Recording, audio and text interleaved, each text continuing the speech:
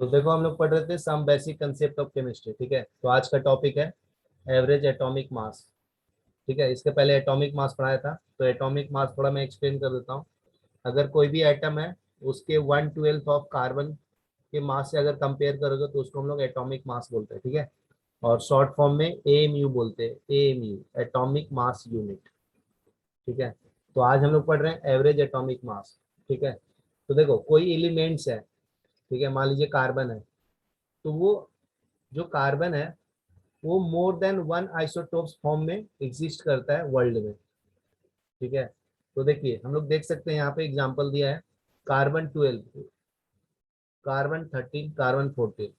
तो देखो element same है कार्बन, लेकिन जो कार्बन 12 है वो आपका नेचर में जो है 98.892% एग्जिस्ट करता है। ठीक है, सिमिलरली कार्बन 13 जो है वो क्या करता है, 1.108% ही एग्जिस्ट करता है। ठीक है, 12%, 98% जो हाँ कार्बन सर। है ना, वो जो एटॉमिक मास 12 वाला सबसे ज्यादा एग्जिस्ट करता है नेचर में। और सबसे कम कार्बन 14 वाला, कितना परसेंट, 2 × 10⁻�10। ठीक है, तो ये कार्बन के तीनों फॉर्म जो है नेचर में एग्जिस्ट करता है, लेकिन सबसे ज्यादा नेचर में कौन एग्जिस्ट करता है, 98.892। ठीक है, तो उसी को हम लोग आइसोटोप्स बोलते हैं। आइसोटोप्स मतलब क्या होता है, मैं यहाँ पे लिखा है हैविंग डिफरेंट एटॉमिक मास। तो देख सकते हो कार्बन का एटॉमिक नंबर सबका 6 है। ठीक है, लेकिन उसका एटॉमिक मास जो है अलग अलग है, 12, 13, 14। इसको हम लोग आइसोटोप्स बोलते हैं। तो अगर कोई पूछेगा व्हाट इज द आइसोटोप्स, तो isotopes having different atomic mass but same atomic number is called isotopes. ठीक है, तो सर मतलब प्रोटॉन्स का नंबर चेंज होता है ना। हाँ, प्रोटॉन सेम होता है, लेकिन सिर्फ न्यूट्रॉन का नंबर अलग अलग होते हैं। ठीक है, तो फर्स्ट में देख सकते हो 12 - 6 करेंगे तो 6 न्यूट्रॉन आएगा, 13 - 6 7 न्यूट्रॉन आएगा, 14 - 6 8 न्यूट्रॉन आएगा। ठीक है, तो इसका ही हम लोग इसका क्या क्या करते हैं, एवरेज निकालते हैं। तो एवरेज कैसे निकालेंगे, यहाँ पे लिखा है देखो, atomic mass of such an element is the weight average of atomic mass of its isotope. ठीक है, called average atomic mass of an element. तो कार्बन का हम लोग आइसोटोप्स ये निकालेंगे एवरेज एटॉमिक मास। तो देखो यस सर। कैसे निकालेंगे।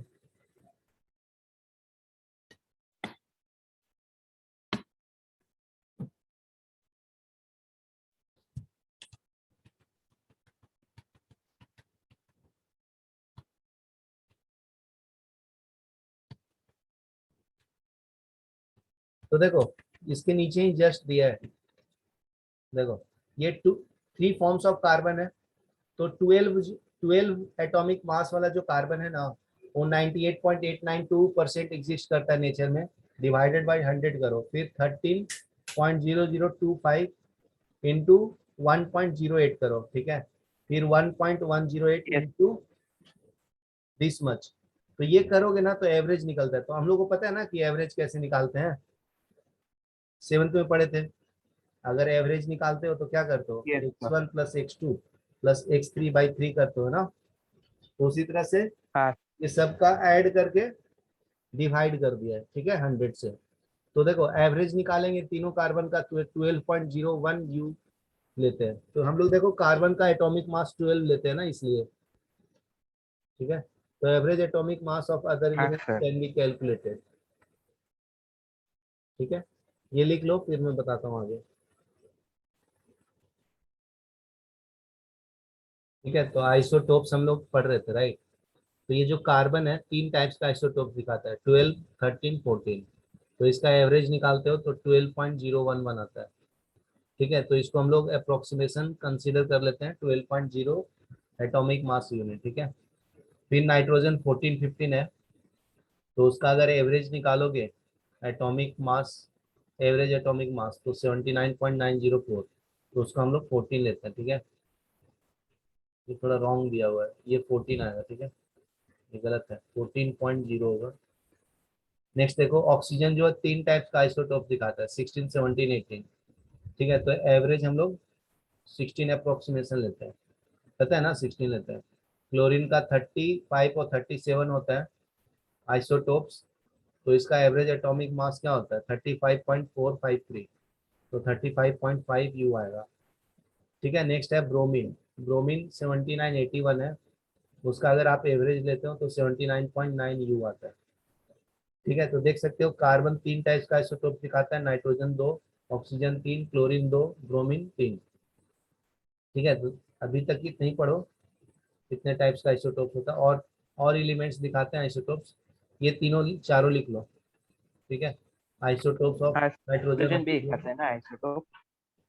हाँ, तो कार्बन 3 टाइप्स का आइसोटोप दिखाता है ना, ये लिखो, नाइट्रोजन 2, हाँ ऑक्सीजन सर। 3, chlorine 2, bromine. और उसका ये फाइनल वाला लिखना answer, atomic mass. Sir hydrogen भी दिखाता है ना, हाइड्रोजन का हाइड्रोजन 3 फर्स्ट टाइप्स होता का है दिखाता है ना, ऑक्सीजन, दूसरा आता है हाइड्रोजन वो 1, ड्यूटेरियम और हाइड्रोजन 2, तीसरा hydrogen 3, tritium. Protium, deuterium, tritium. Tritium. हाँ, ये लिख लो।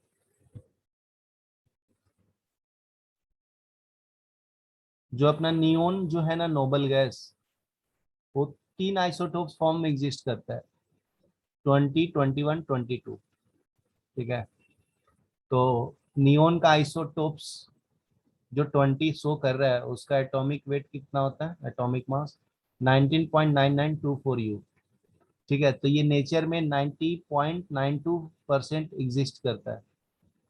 ठीक है, उसी तरह से जो नियोन 21 है, वो 20% एग्जिस्ट करता है, एटॉमिक मास 20.9940 है। तो इसको अप्रोक्सीमेशन करके हम लोग 21 लिख देते हैं, इसको अप्रोक्सीमेशन करके 20। ठीक है, तो ये 0.26% एग्जिस्ट करता है नेचर में। और जो नियोन 22 है, ठीक है, वो होता है 21.99, तो उसको 22% एग्जिस्ट करता है, 22% नहीं, 8.82, और इसका एटॉमिक मास 22 होता है। तो जो जो नियोन है वो 3 टाइप का आइसोटोप दिखाता है, 20, 21, 22। ठीक है, तो अभी हम लोग बताया था average atomic mass of neon कैसे कैलकुलेट करते हैं, atomic mass of neon 20 into percent, मतलब 20 इंटू 90 करेंगे। ठीक है, डिवाइडेड बाई 100। ठीक है, फिर 21 इंटू 0.21, तो देखो यहाँ पे किया है। ठीक है, तो इंडिविजुअली तीनों को अलग अलग ऐड यस। किया है ना, और डिवाइडेड बाई 100 किया है। 100 क्यों, क्योंकि ये तीनों को अगर ऐड करोगे ना तो 100 आता है। ठीक है, तो ये इसका एवरेज एटॉमिक मास 20.170 यू आता है। यू मतलब समझते हो ना, atomic mass unit. Yes sir. ठीक है, ये एग्जांपल डाइट। सॉल्व कर लो नोटबुक में। हाँ सर, यू को। ठीक है, अपना नेक्स्ट टॉपिक है मोलिकुलर मास। तो मोलिकुलर मास क्या होता है, molecular mass of a substance is the average of sum of average atomic masses of the element which constituents its molecule. ठीक है, एक मोलिक्यूल में कौन कौन सा एलिमेंट्स होता है, उसका एवरेज एटॉमिक मास निकालते हैं, तो वो मोलिकुलर मास के बराबर होता है। ठीक है, तो और इसको एक्सप्लेन करता हूँ, देखो जैसे CO2 है, तो इसमें एक कार्बन है और 2 एटम्स ऑफ ऑक्सीजन है। ठीक है, तो जब इसका मोलिकुलर मास निकालेंगे ना, तो कार्बन का एटॉमिक मास, एवरेज एटॉमिक मास लेंगे, इंटू 1 करेंगे, फिर +2 into average atomic mass of oxygen. ठीक है, तो ये दोनों को सम करेंगे तो मोलिकुलर मास देता है मुझे। ठीक है, यस सर। देखो नेक्स्ट पॉइंट और बता देता हूँ। Molecular mass of substance is the mass of one molecule of that substance related to mass of one carbon atom 12। ठीक है, तो यहाँ पे ये बोलने की जरूरत नहीं है, क्योंकि इसके पहले हम लोग डिस्कस कर चुके हैं ना कि AMU जो होता है वन कार्बन एटम ऑफ 12 के बराबर होता है ना। It is multiply by average atomic mass of each element by the number of its atom. ठीक है, तो देखो एटॉमिक मास ऑफ CO2 निकालते हैं हम लोग। ठीक है, जिसको हम लोग मोलिकुलर मास के फॉर्म में भी डिफाइन कर दिया है। ठीक है, मोलिकुलर मास जो है वो मास ऑफ द मोलिक्यूल है, और मोलिक्यूल का मास कैसे निकालते हैं, average atomic mass of each element. ठीक है, तो देखो यहाँ पे कार्बन है, तो 1 कार्बन, तो average atomic mass of carbon +2 into average atomic mass of oxygen. ठीक है, Yes, sir. 1 into 12.0 U plus 2 into 16.0 U, तो ये कितने किसके बराबर आएगा? 44.0 U के बराबर आएगा। ठीक है, तो ये डिफिनेशन मोलिकुलर मास हाँ सर। यहाँ से यहाँ तक लिखो सिर्फ। ठीक है, और ये एग्जांपल सॉल्व कर लो।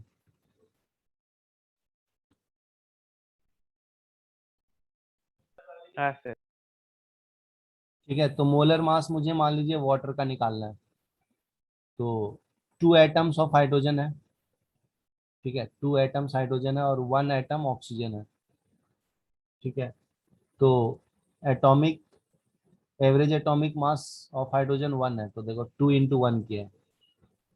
ठीक है, फिर ऑक्सीजन का एक एटम का वेट होता है 16, तो ये दोनों को ऐड कर दो, 16 प्लस 2 कितना हो जाता है? 18। 18 एवरेज एटॉमिक मास आता है वाटर का। ठीक है, नेक्स्ट है C6H5Cl। ठीक है, तो इसमें 6 एटम ऑफ कार्बन है, तो 6 इंटू 12 किया, और 5 एटम्स ऑफ हाइड्रोजन है, प्लस 1 एटम ऑफ क्लोरीन है 35.5। ठीक है, ये तीनों को ऐड करेंगे तो मोलिकुलर मास कितना आता है? ये हम लोग मोलिक्यूलर मास निकाल रहे हैं। ठीक है, तो ये हो जाएगा 1.112.5 U। ठीक है, नेक्स्ट देखो सल्फ्यूरिक एसिड H2SO4 है, तो इसमें 2 एटम्स ऑफ हाइड्रोजन हो गया, और सल्फर का एक सल्फर एटम का एवरेज एटॉमिक मास 32 होता है, और 4 ऑक्सीजन है, 4 इंटू 16। ठीक है, 4 एटम्स ऑफ ऑक्सीजन है, तो ये ऐड करते हैं सबको तो 98 U आता है। ठीक है, तो आगे देखो, ये 1 molecular mass of sulphuric acid है ना, H2SO4 को हम लोग सल्फ्यूरिक एसिड बोलते हैं। ठीक है, नेक्स्ट देखिए, एक प्रॉब्लम है 1.3, तो find the mass of 1 molecule of oxygen in AMU and gram. तो देखो ऑक्सीजन का मोलिकुलर मास निकालते हैं, तो 2 इंटू 16 आएगा, 32 U आएगा। तो मास ऑफ 1 मोलिक्यूल, एक मोलिक्यूल में कितना मास है Yes, उसका? sir. 32 U है। ठीक है, तो मैं हाँ पिछले सर। क्लास में बताया था कि 1 U is equal to 1.66056 into 10⁻⁻24 gram होता है। -24 ग्राम। हाँ, तो अगर इसको ग्राम में कन्वर्ट करना है यू को, तो 32.0 को इसको मल्टीप्लाई कर दो 1.66056 10⁻⁻24 ग्राम से। ठीक है, तो ये आता है तुम्हारा 53.1379 10⁻⁻24 ग्राम। ठीक है, ये लिख लो। Yes, sir.